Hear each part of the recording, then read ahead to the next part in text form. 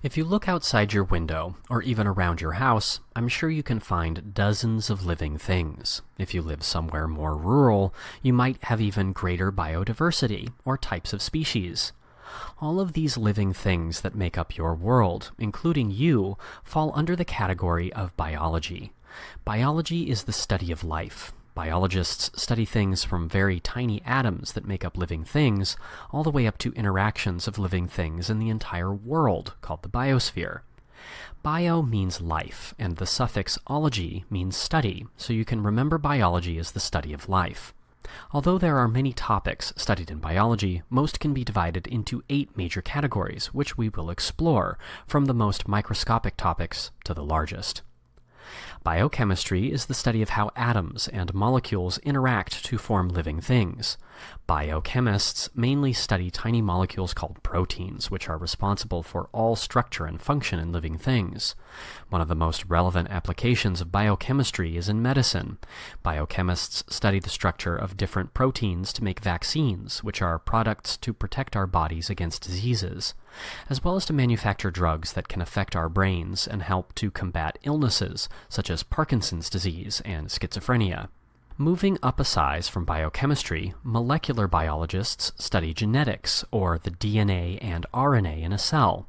These scientists are perhaps the most well known for sequencing the human genome and creating genetically modified plants and animals. Molecular biologists also look for genetic clues to identify the cause of disease. For example, molecular biologists identified a gene that predicts breast cancer, called BRCA1 and BRCA2. If a person has a mutation in these genes, they have a very high probability of developing breast cancer. Women can be screened for this mutation to make proactive decisions about their health, like having a mastectomy, or removing their breast tissue to avoid cancer before it starts. Cell biologists study individual cells, a step up from studying the DNA within cells. These scientists study things like cancer cells, neurons in the brain, and bacteria that can cause illness. They focus more on the whole cell as a basic unit of life rather than just the DNA. They look at how cells interact with each other and how they can grow and divide to heal injuries, like when we break a bone, or how they can grow out of control, like in cancer. Some cell biologists, called microbiologists, focus only on studying bacteria. Other cell biologists, called virologists, study how viruses, like Ebola, infect cells. When cells come together, they form tissues, which make organs and organ systems.